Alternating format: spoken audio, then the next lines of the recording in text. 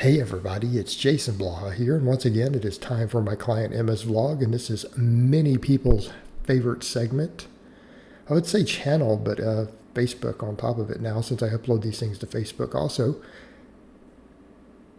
We're pretty happy though with her starting week here. Obviously she's in commercial gyms at the moment. They're traveling, doing vacation thing. So we got a 110 incline bench at a 45 degree. Pretty good. I actually, even though I want to say, hey, that's really great, when I look at what her bench press is, I think there's a little room for improvement there. It makes me actually say, hey, maybe we should do a little more incline benching in this next phase. Almost wondering if we should. As right now, her second lift is the flat dumbbell press, again, to work pecs, right? Because we know she needs more pecs, because triceps have been pretty strong. We know that based upon her different ratios. But with that incline, you see where I'm going? It's not 85%. Right? 80 to up to about 85% is usually what you should be able to incline of your bench max, unless you're just an amazing bencher, which can use a lot of leg drive and stuff. But usually that's kind of what we're looking for.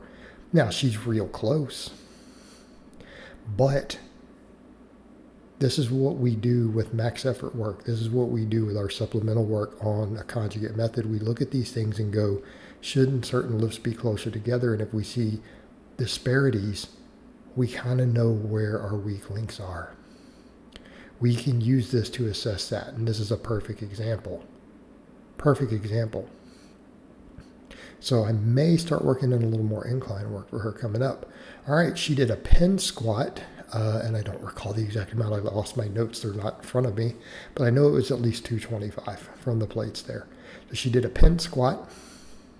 Pin squats are very, very hard. We expect it to be less than your back squat. That's less than she has back squat by a little bit. But pretty solid. Like I'm happy with that. I'm happy with that as their coach.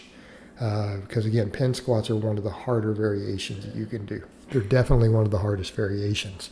So after her max effort lift, we do good mornings.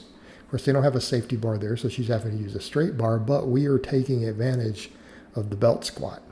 And again, that's going to be coming up in the near future. They're looking at getting a belt squat at home. Now that she's experienced them at a couple of these gyms, she realizes why I like these things. And I think anyone who's got on one, they realize they're really good. And I'll take a leg press as a substitute. If someone's in a commercial gym, a slot where I'd put a belt squat, I can put them on a leg press and they'll get pretty good gains. But the belt squat just really brings some unique stuff to the table. It really does. I wish more gyms had them. I wish more gyms had reverse hypers also. We're seeing a lot more glute ham raises though. We're seeing a lot of glute ham raises. So some of the stuff that we really see appearing at more of these gyms are things like the belt squats, definitely glute ham raises. A lot of this stuff, we're seeing them more commonly. So that's a good thing. Now, if we could just get reverse hypers to be as popular at commercial gyms, I think everyone would be better off. So she, of course, does the glute ham raises after that. So we have good mornings, we have belt squats, we have glute ham raises, and then, of course, she does her hanging leg raises.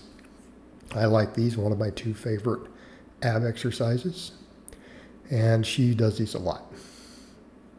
I could probably incorporate some other core work for her, but these have been working fine for her. She's good at them. She likes them.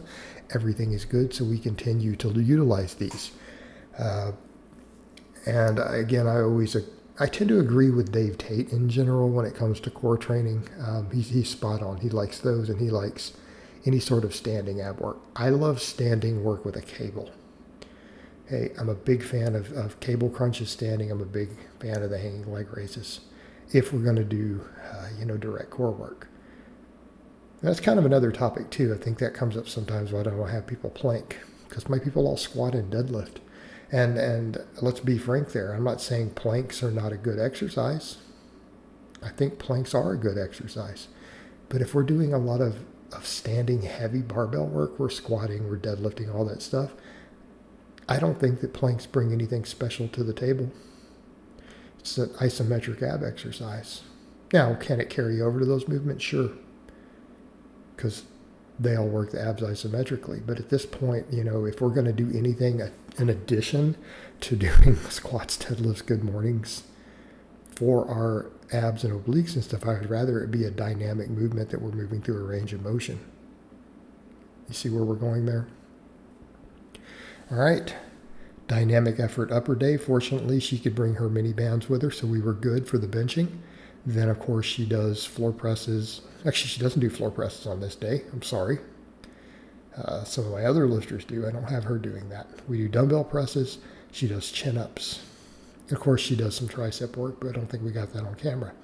All right, so dynamic effort lower. Box squats against bands. Again, in this case, this is where we get our bar rotations. Normally, I have her on the safety bar most of the time. We're always using that safety bar at home because, again, it's easier on her shoulders.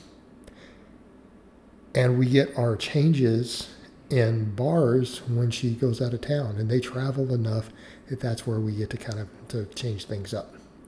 But realistically speaking, if I was going to pick one modality for speed work for someone to do year-round for the squatting, it is hard to go wrong with the safety bar with bands, okay? Because the safety bar itself is great for dynamic work, just due to the high sets and not having to reset everything into position in your shoulders and get a bar on your back. It's easier on the shoulders. So I like that.